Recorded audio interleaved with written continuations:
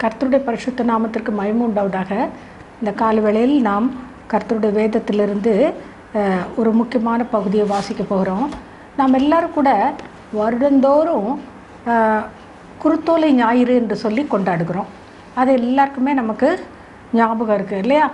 அதாவது நம்ம வழக்கமாக என்ன செய்கிறோம், அந்த குருத்தோலை ஞாயிறு என்று சொன்னால் ஒரு குறிப்பிட்ட பகுதியை வேதத்திலிருந்து வாசித்து நாம் அதனுடைய விளக்கங்களை கேட்கிறோம். ஆனால் எந்த அளவுக்கு நம்ம கை கொள்கிறோம் என்பது தான் இந்த காலை வேளையில் நம்ம நிதானிக்க வேண்டிய ஒரு காரியமாக இருக்கிறது.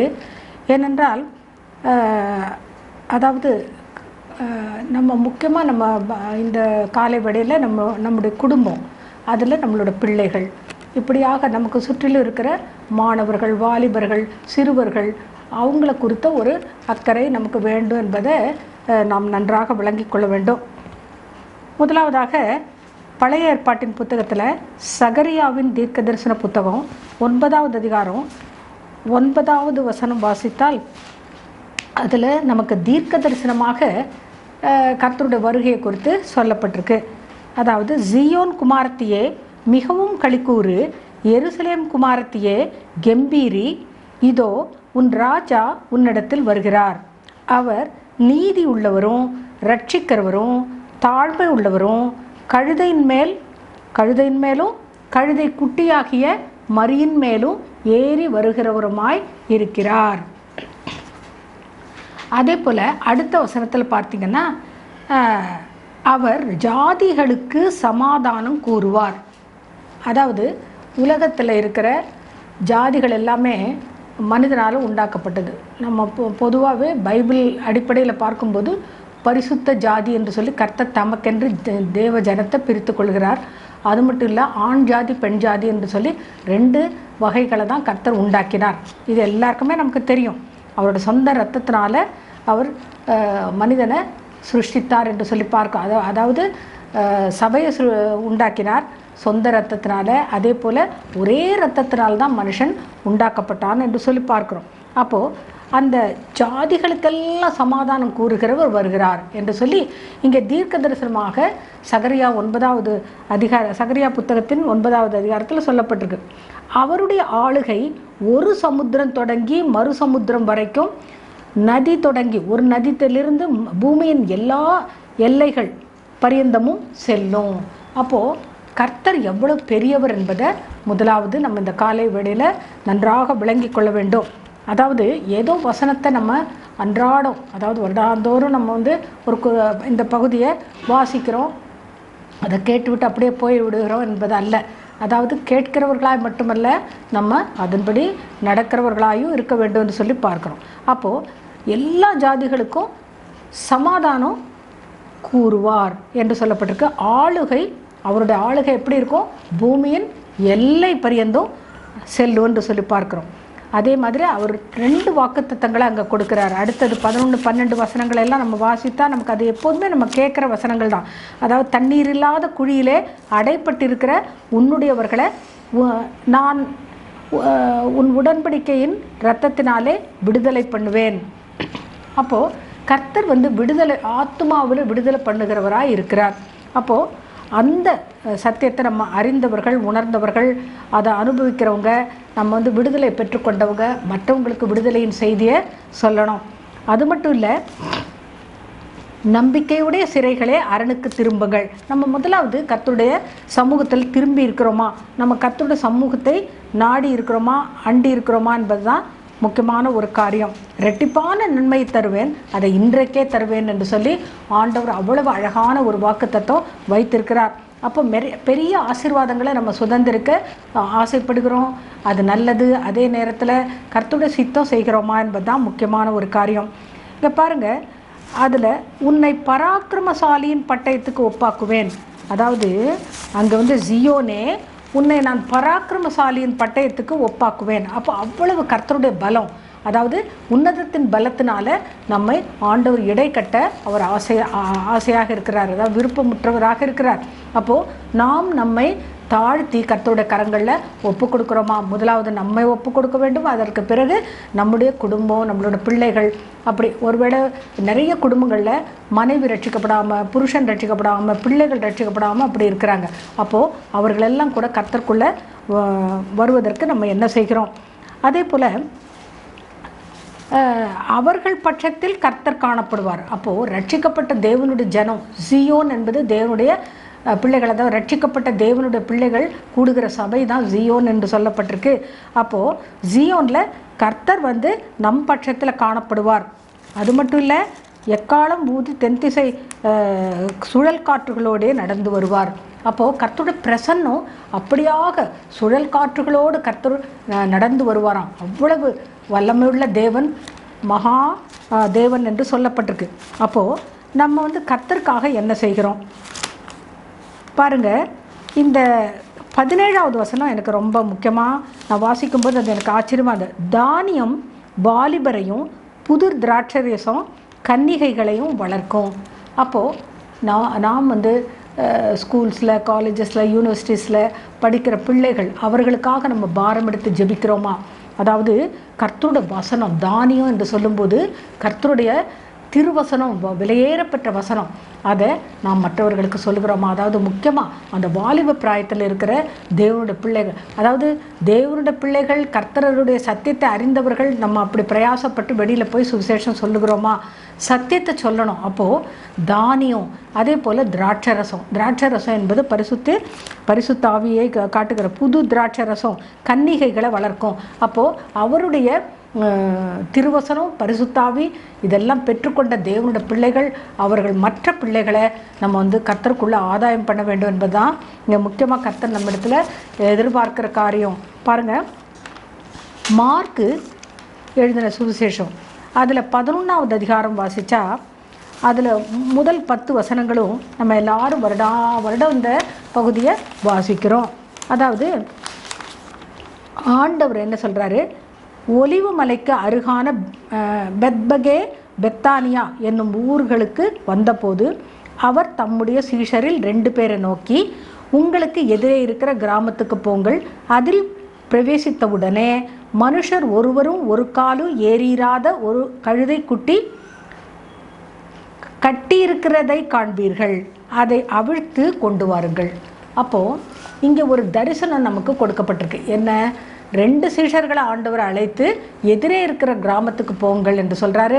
அது மட்டும் இல்லை, அங்கே ஒரு கழுதை குட்டி கட்டியிருப்பதை காண்பீர்கள்.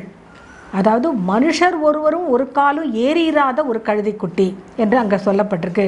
அப்போது அதை அவிழ்த்து கொண்டு வாருங்கள். பாருங்கள், இருவழி சந்தியில் அந்த கழுதை கட்டப்பட்டிருக்கிறது என்று சொல்லி கீழே நம்ம வாசிக்கிறோம். அப்போது 2 மனமாக இருக்கிற ஜனங்கள், அப்போது அந்த மாதிரியான ஜனங்களை நம்ம சந்தித்து அவர்களுக்கு சுவிசேஷம் சொல்லி அவர்களை ஆதாயம் பண்ணி சபைக்கு நேராக வழிநடத்த வேண்டும் என்பதுதான் கர்த்தருடைய சித்தமாக இருக்கிறது. அப்போது நாம் சுவிசேஷம் சொல்வது நம்மளோட கடமையாக இருக்கிறது. அது மட்டும் இல்லை, அங்கே கட்டப்பட்ட நிலைமையில் கழுதை குட்டி காணப்படுகிறது என்பதை நாம் நன்றாக விளங்கி கொள்ள வேண்டும். இன்றைக்கு நம்ம பார்க்கும்போது சிறுவர்கள், மாணவர்கள், வாலிபர்கள் நிறைய பேர் அவங்களுக்கு நிறைய கெட்ட பழக்கங்களுக்கு அவங்க அடிமையாகி கட்டப்பட்ட நிலைமையில் இருக்கிறாங்க.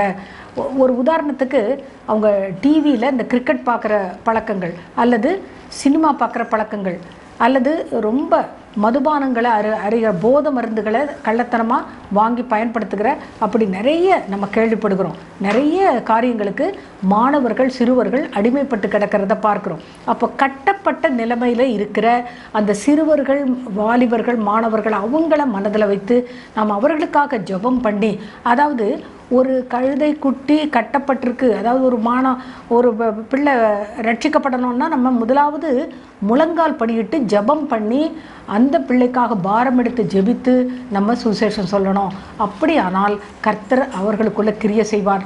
நாம் பரிசுத்தாவியின் அபிஷேகத்தை பெற்றுக்கொண்ட தேவனுடைய பிள்ளைகள் நாம் முதலாவது அந்த பிரயாசம் செய்ய வேண்டும். நாம் கீழ்ப்படிந்து அதாவது அந்த பிள்ளைகள் நம்முடைய வீடுகளிலே இருப்பாங்க, கீழ்ப்படியாத பிள்ளைகள் இருப்பாங்க.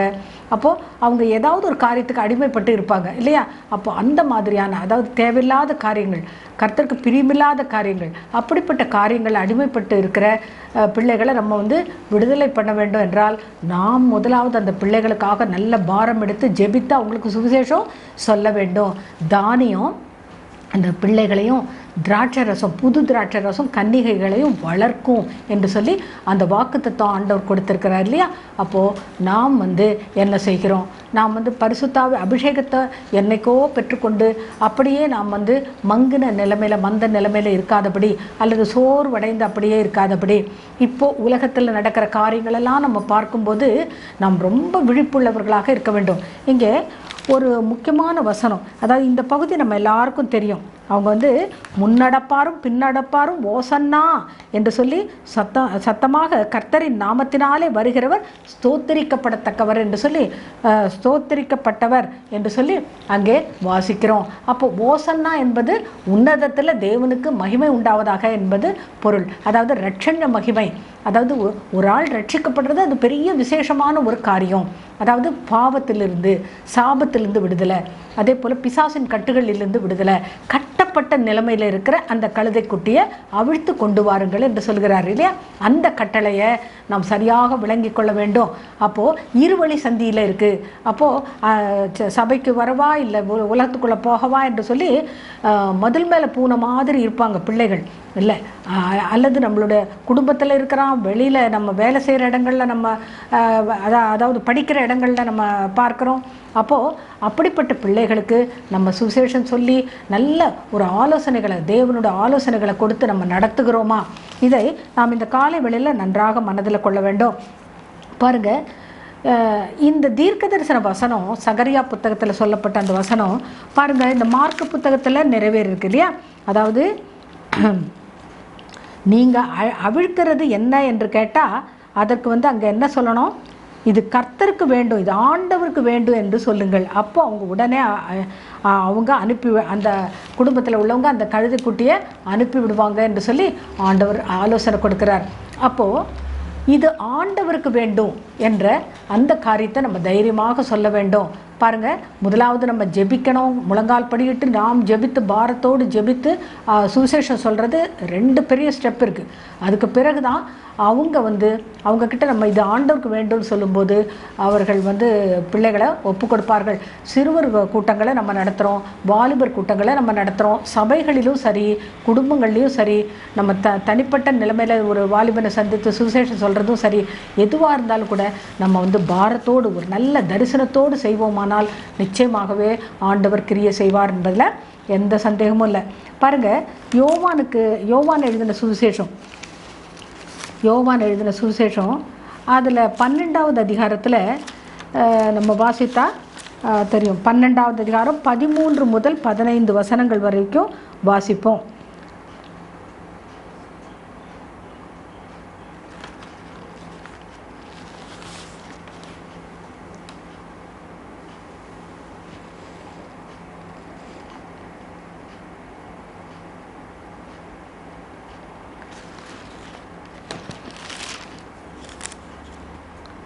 குருத்தோலைகளை பிடித்து கொண்டு அவருக்கு எதிர்கொண்டு போகும்படி புறப்பட்டு, ஓசன்னா, கர்த்தருடைய நாமத்தினாலே வருகிற இஸ்ரவேலின் ராஜா ஸ்தோத்திரிக்கப்பட்டவர் என்று ஆர்ப்பரித்தார்கள்.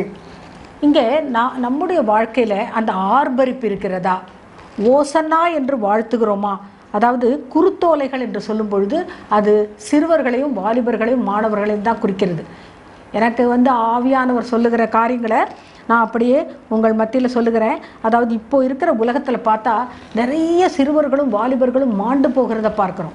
அவர்கள் ரொம்ப அறியாமையினால் அவங்க சங்காரம் ஆகி போகிறத பார்க்குறோம், நஷ்டப்பட்டு போகிறத பார்க்குறோம். வாலிபர்கள், மாணவர்கள், இவங்க சிறுவர்கள் எல்லாம் கெட்ட பழக்கங்களுக்கு அடிமையாகி முடிவில் அவங்க தற்கொலை பண்ணி சாகிற ரொம்ப அவல நிலைமையை நம்ம பார்க்குறோம். அப்போது இங்கே ஒரு முக்கியமான காரியம் என்னென்றால், அந்த சகரியா தீர்க்க தரிசன புத்தகத்தில் சொல்லியிருக்கிறது இந்த புதிய ஏற்பாட்டில் மறுபடியும் யோவான் புத்தகத்திலையும் சொல்லப்பட்டிருக்கு. அதாவது கர்த்தருடைய நாமத்தினாலே வருகிறவர் ஸ்தோத்தரிக்கப்பட்டவர் என்று சொல்லி நம்ம வாசிக்கிறோம். அப்போது அவர் இஸ்ரவேலின் ராஜா, பூமி அனைத்துக்கும் ராஜாவாக இருக்கிறார். அவர் ஆளுகை செய்கிறவர் என்று சொல்லி பார்க்கிறோம். ஜாதிகளுக்கெல்லாம் சமாதானம் கூறுகிறவர் என்று சொல்லி பார்க்கிறோம். அவர் நீதி உள்ளவர், ரட்சிக்கிறவர் என்று சொல்லி வாசிக்கிறோம் இல்லையா? அப்போது இதையெல்லாம் நம்ம வந்து மற்றவர்களிடத்துல நம்ம தாழ்மையோடு, சாந்தத்தோடு, வணக்கத்தோடு நம்ம இந்த சத்தியத்தை சொல்ல எப்போதும் ஆயத்தமாக இருக்க வேண்டும். அது மட்டும் இல்லை, ஜியோன் குமாரத்தியே பயப்படாதே, உன் ராஜா கழுதை குட்டியின் மேல் ஏறி வருகிறார். பார்த்தீங்களா? மறுபடியும் அது புதிய ஏற்பாட்டிலையும் சொல்லப்பட்டிருக்கு. அதாவது கழுதை குட்டியின் மேல் ஆண்டவர் வந்து பவனி வருகிறத அங்கே மறுபடியும் அந்த தீர்க்க தரிசன வசனம் நிறைவேறினதை பார்க்குறோம். நிறைவேறிய தீர்க்க தரிசனம் தான் இங்கே புதிய ஏற்பாட்டில் பார்க்கிறோம். இயேசு ஒரு கழுதை குட்டியை கண்டு அதன் மேல் ஏறி போனார். 15வது வசனம் பாருங்கள்.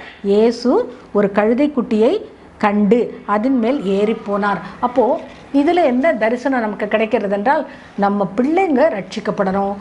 நம்ம வீட்டில் இருக்கிற பிள்ளைகள், சபையில் இருக்கிற பிள்ளைகள், வாலிபு பிள்ளைகள், வெளியில் ஸ்கூல்ஸில் காலேஜஸில் படிக்கிற பிள்ளைங்க, அவங்கெல்லாம் வந்து கர்த்தருக்காக எழும்பணும் என்பது நம்மளுடைய வாஞ்சையாக இருக்க வேண்டும். அதாவது சுவிசேஷம் அறிவிக்கக்கூடிய பிள்ளைகள், அதுதான் அந்த குருத்தோலைகளை காட்டுகிறது. குருத்தோலைகள் என்பது அது வந்து இப்போ வந்து பொதுவாக தென்னை மரம், பனைமரமெல்லாம் எடுத்துக்கொண்டால் குருத்தோலைகள் காவோலைகள் என்று சொல்லுவாங்க. அதாவது இளம் ஓலைகள், வளர்ந்து கொண்டிருக்கிற இளங்கிளைகள், அதே போல் நல்ல பழுத்த ஓலைகள் இல்லையா, நல்ல காஞ்ச ஓலைகள், அதை வந்து காவோலைகள் என்று சொல்லுவாங்க. அப்போது காஞ்ச ஓலைகள் தானாக அது வந்து அதனுடைய டைம் முடிஞ்சோடனே கீழே விழுந்து விடும் இல்லையா, நம்ம பார்த்துருக்கோம். அதை எரிக்க தான் பயன்படுத்துவாங்க பொதுவாக. அப்போது இந்த குருத்தோலைகள் வந்து பயன்படணும் இல்லையா, கர்த்தருக்காக அது பயன்படணும் என்பது நம்மளுடைய வாஞ்சையாக இருக்க வேண்டும். குருத்தோலைகள் என்பது சிறுவர்கள், வாலிபர்கள், மாணவர்கள் என்று நம்ம மனதில் வைத்து நாம் ஜெபிப்போமானால் நிச்சயமாகவே ஒரு பெரிய எழுப்புதலை நம்ம காண முடியும். அப்போது இங்கே வந்து கழுதை குட்டின் மேல் வருகிறார் என்று சொல்லி அந்த சகரியா புத்தகத்தில் சொல்லப்பட்ட அந்த தீர்க்க தரிசன வார்த்தை இங்கே புதிய ஏற்பாட்டில் நிறைவேறுகிறத பார்க்குறோம். அது மட்டும் இல்லை, இங்கே சங்கீதம் 92வது சங்கீதத்தில் 12வது வசனம் நம்ம எல்லாருக்கும் தெரிஞ்ச வசனம்தான். அதாவது நீதிமான் பனையை போல செழிப்பான் என்று சொல்லப்பட்டிருக்கு. ஓங்கி வளருகிற ஒரு அனுபவம்.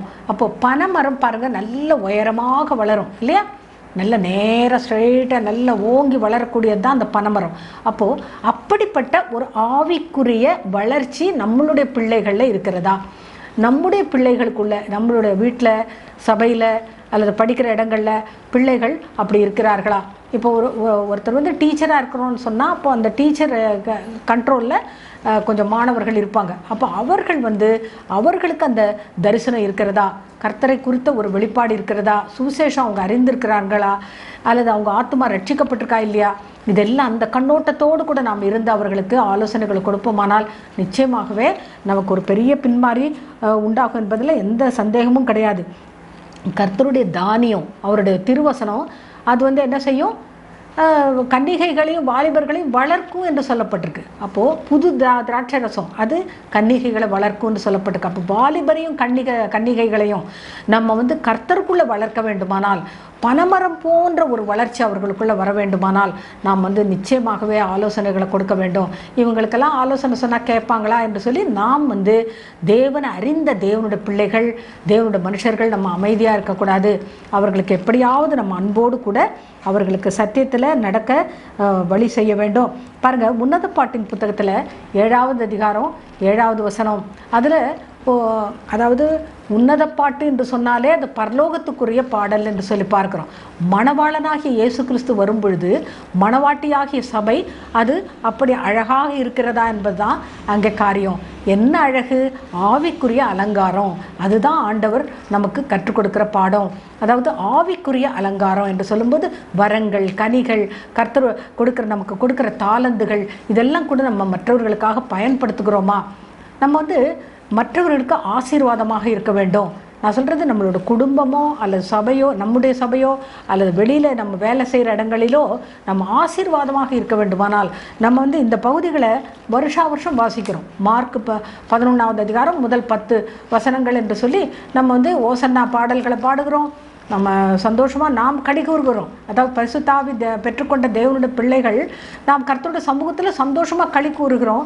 அதே நேரத்தில் கர்த்தருடைய சித்தம் செய்யணும். வெளியில் போய் நம்ம ஆத்துமாக்களை ஆதாயம் பண்ணி சபைக்கு நேராக வழிநடத்தணும். இது பனைமரம் வளருகிற அந்த ஓங்கிய பனைமரத்தோட வளர்ச்சி அதை காட்டுகிறது. அப்போது அந்த ஆவிக்குரிய ஒரு வளர்ச்சி, அல்லது இன்னும் தெளிவாக சொல்ல போனால் கர்த்தராகிய இயேசு கிறிஸ்துவனுடைய அந்த பூரண வளர்ச்சிக்கேற்ற ஒரு வளர்ச்சி நமக்குள் இருக்கிறதா? இதுதான் நம்ம இந்த காலை வேளையில் நம்மை நாமே கேட்டுக்கொள்ள வேண்டிய ஒரு முக்கியமான காரியம். அதை நம்ம மறக்கக்கூடாது. நம்ம எப்பொழுதும் நமக்கு வாய்ப்பு கிடைக்கும் போதெல்லாம் நமக்கு எதிர்ப்பட்ட பிள்ளைகள் அவர்களிடத்தில் நம்ம சொல்லணும், சத்தியத்தை சொல்லணும், சுவிசேஷம் சொல்லணும். பாருங்கள், கர்த்தர் உயிர்த்தெழுந்த உடனே தரிசனமான நேரங்களில் அவர் சொன்ன உயிர்த்தெழுதலின் வார்த்தைகள் எல்லாம் நம்ம தியானித்து பார்த்தா அதில் முக்கியமாக கர்த்தர் சொன்னது என்ன தெரியுமா?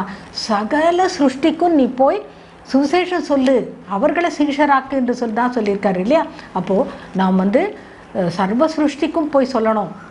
அதில் நம்ம முக்கியமாக இந்த சிறுவர்கள் வாலிபர்களை மனதில் கொள்ள வேண்டும். ஏனென்றால் இது குருத்தோலை ஞாயிறு என்று சொல்லி நம்ம ஒவ்வொரு வருஷமும் நம்ம கொண்டாடுகிறோம். அந்த குருத்தோலைகளை பிடித்து கொண்டு அவருக்கு எதிர்கொண்டு போகும்படி புறப்பட்டு ஓசன்னா என்று சொல்லி கர்த்தரை ஆர்ப்பரித்தார்கள் என்று சொல்லுவாங்க. பாடி ஆர்ப்பரித்தார்கள் இல்லையா?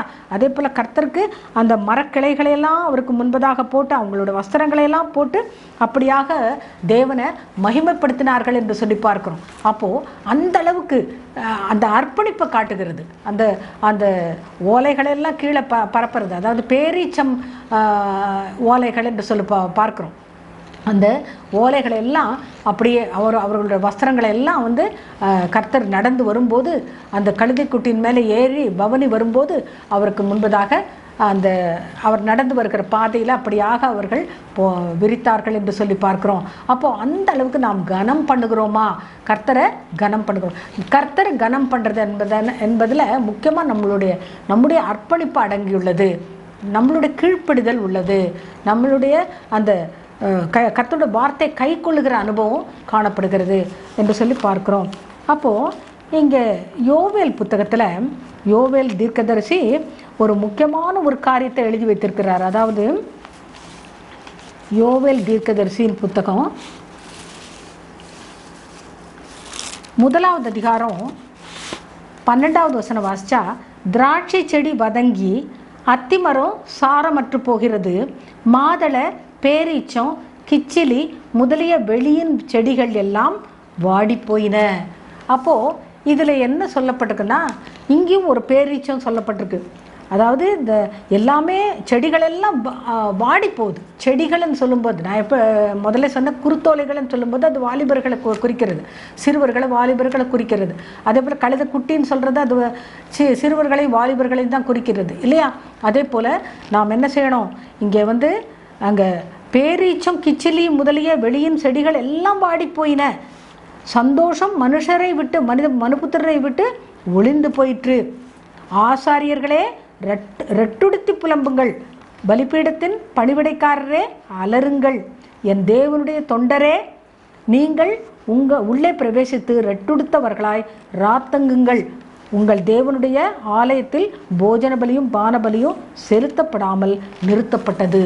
பார்த்தீங்களா எவ்வளவு யோவேல் தீர்க்கதரிசி ரொம்ப அழகாக தீர்க்க தரிசனம் எழுதி வைத்திருக்கிறார். இப்போ இருக்கிற காலகட்டத்தில் இந்த கடைசி நாட்களில் நடக்கிற சம்பவங்கள், ஒவ்வொரு நாளும் செய்தித்தாள்களில் நம்ம வாசிக்கிற காரியங்கள் பயங்கரமாக இருக்கிறது. அதாவது அக்கிரமம் பெருகி போகும் என்று சொல்லி ஆண்டவர் சொல்லியிருக்கிறபடியே பயங்கரமாக அக்கிரமங்கள் நடக்கிறத நம்ம பார்க்குறோம். கொலை வெறி பிடித்தவர்களாக நடக்கிறார்கள், பழி வாங்குகிற புத்திகள் நிறைய பார்க்குற, ஏமாத்துகிற கூட்டங்கள், அதிலெல்லாம் வாலிபர்கள் இருக்கிறாங்க பாருங்கள். நமக்கு அந்த தரிசனத்தோடு கூட நம்ம பாரத்தோடு கூட நாம் மற்றவர்களுக்காக ஜெபிக்கிறோமா?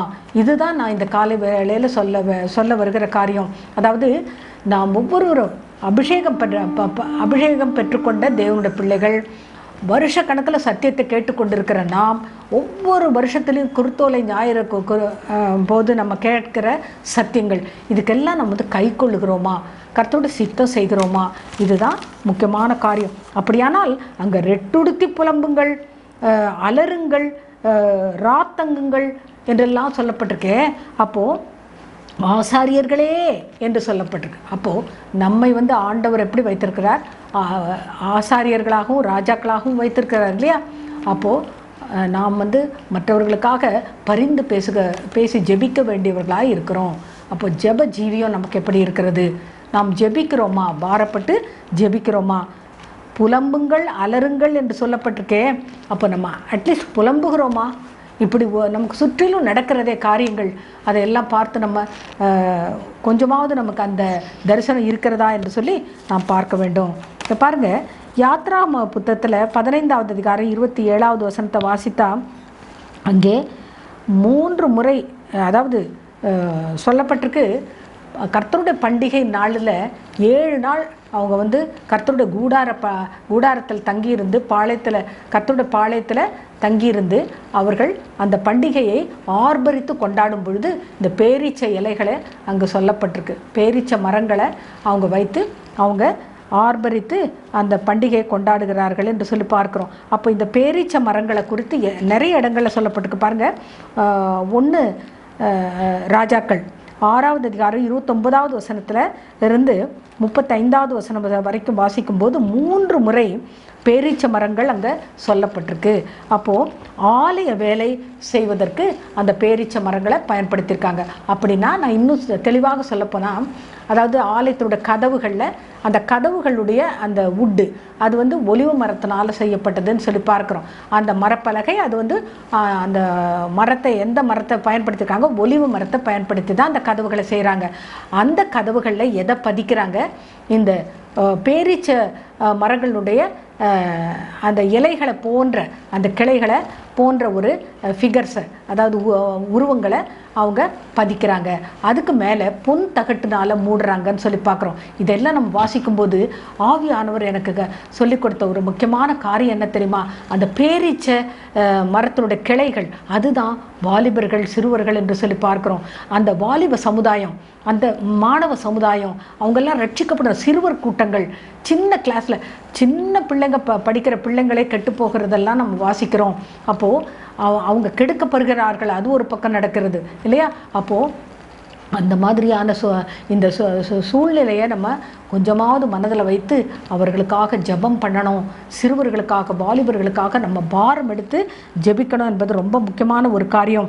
அப்போது இங்கே வந்து ஆலய வேலையில் அந்த கதவுகளில் அந்த சித்திர வேலைக்கு பயன்பட்டதுன்னு சொல்லி பார்க்கணும். இதே போல தான் ஆவிக்குரிய ஒரு அலங்காரம், அதாவது சுவிசேஷம் அறிவிக்கிற அந்த காரியம் வேண்டுமானால் நம்முடைய பிள்ளைகள் அபிஷேகம் பண்ணப்பட்டு இருக்க வேண்டும். அவங்க முதலாவது ரட்சிக்கப்பட வேண்டும், அதே நேரத்தில் பரிசுத்தாவி அபிஷேகத்தை பெற்றுக்கொள்ள வேண்டும் என்ற வாஞ்சை பெற்றோருக்கும் இருக்கணும். நான் சொல்ல வர்றது, ஒவ்வொரு பெற்றோரும் கூட அதே மாதிரி டீச்சர்ஸ் அவங்களும் கூட என்ன செய்யணும்? இந்த உத்தரவாதத்தை உணர்ந்து செயல்படணும். அந்த சிறுவர்களுக்கு, மாணவர்களுக்கு, வாலிபர்களுக்கு நம்ம வந்து நல்ல இந்த ஆலோசனைகளை தெய்வ பயத்தை நம்ம கற்றுக் கொடுக்கணும். தெய்வ பயத்தை கற்றுக் கொடுக்கணும். தேவனுடைய நீதியை குறித்து நன்றாக சொல்லணும். அது மட்டும் இல்லை, நித்தியத்தை குறித்த ஒரு அறிவு நம்ம கொடுக்கணும். பாருங்கள், பாதாளம், நரகம், அதே போல் பரதீசு, பரலோகம் என்ற இந்த வெளிச்சத்தையெல்லாம் அந்த நித்தியத்தை குறித்த ஒரு வெளிச்சம். அதாவது இப்போ இருக்கிறது ஒரு ஷார்ட் டேர்ம் பீரியடு தான்.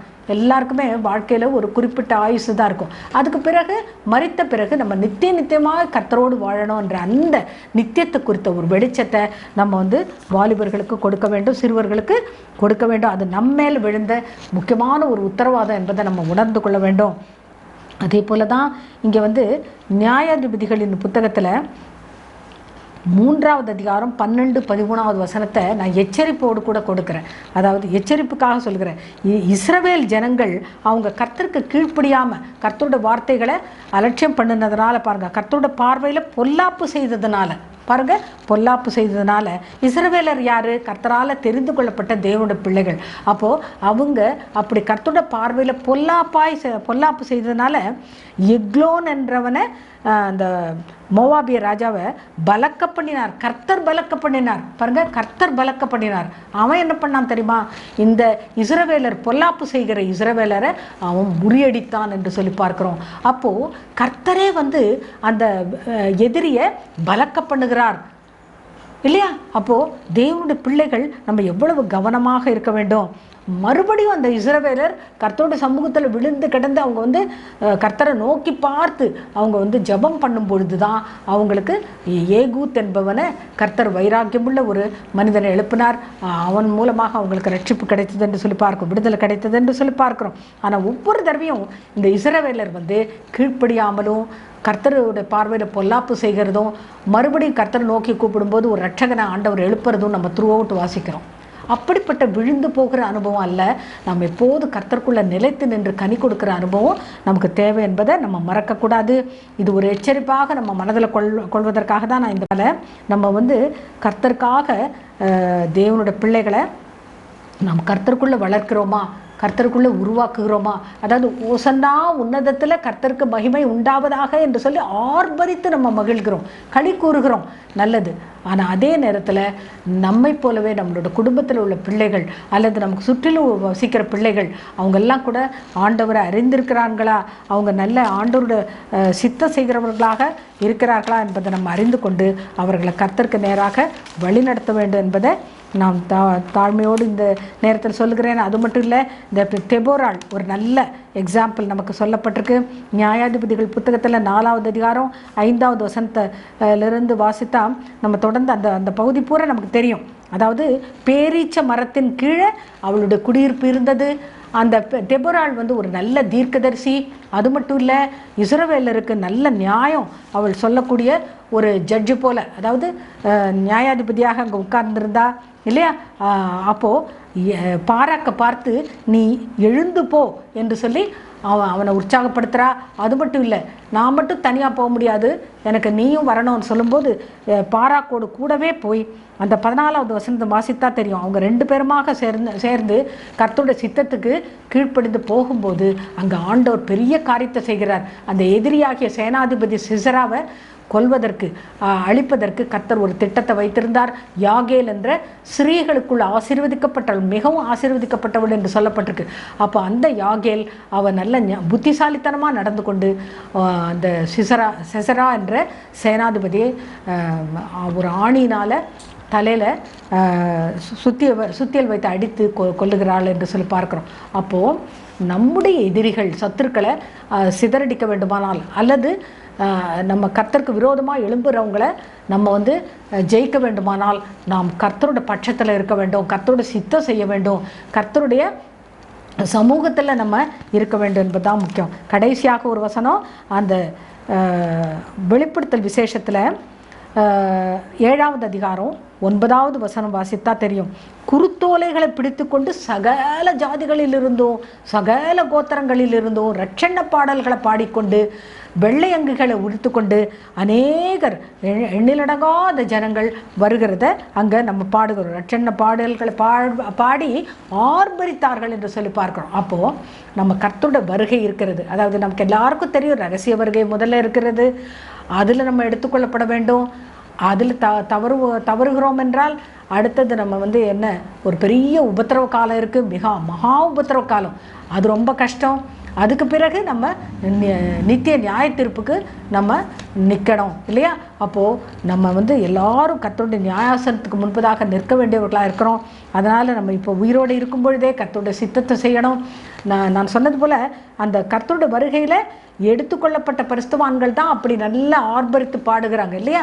இரட்சண பாடல்களை ஆர்ப்பரித்து பாடுகிறாங்கன்னு சொல்லி பார்க்குறோம். குருத்தோலைகளை பிடித்து கொண்டு அவங்க பாடுறாங்க. அப்போது இது என்ன இந்த தரிசனம் நமக்கு காட்டுகிறது என்றால், நாம் வந்து ஆத்துமாக்களோடு கர்த்தரை சந்திக்கணும். பாருங்கள், மறுபடியும் அங்கேயும் குருத்தோலைகள் தான் சொல்லப்பட்டிருக்கு. அப்போது நம்ம நமக்கு சுற்றிலும் இருக்கிற சிறுவர்கள், வாலிபர்கள், மாணவர்கள், அவர்களை குறித்தவர். ஏன்னா இன்றைக்கி சின்னவங்களாக இருக்கிறவங்க தான் நாளைக்கு ஒரு பெரிய சுவிசேஷகர்களாக வரலாம், பெரிய மிஷனரிகளாக வரலாம், பெரிய ஊழியர்களாக வரலாம். அதனால தான் ஆண்டவர் சொல்லியிருக்காரு, நீ புறப்பட்டு போய் சகல சிருஷ்டிக்கும் நீ சுவிசேஷம் சொல்லு, சீஷராக்கு என்று சொல்லியிருக்காரு. பார்த்துங்களா. அப்போ அந்த கட்டளைக்கு நாம் கீழ்ப்படுகிறோமா? அதே போல் அந்த இருவழி சந்தியில் இருக்கிற மாணவர்கள், சிறுவர்கள், வாலிபர்கள், அவர்களை சந்தித்து சுவிசேஷம் சொல்லி அவர்களை ஆதாயப்படுத்துகிறோமா என்பது ரொம்ப முக்கியம். அதனால் இந்த காலை வேளையில் நம்மை முதலாவது ஒப்பு கொடுப்போம், நம்மளோட குடும்பங்களை ஒப்பு கொடுத்து நம்ம உத்தரவாதத்தோடு ஜெபிப்போம், ஒரு பெரிய பின்மாறி எதிர்பார்த்து நிற்போம். கர்த்தர் தாமே நம்மை ஆசீர்வதிப்பார். ஆமென்.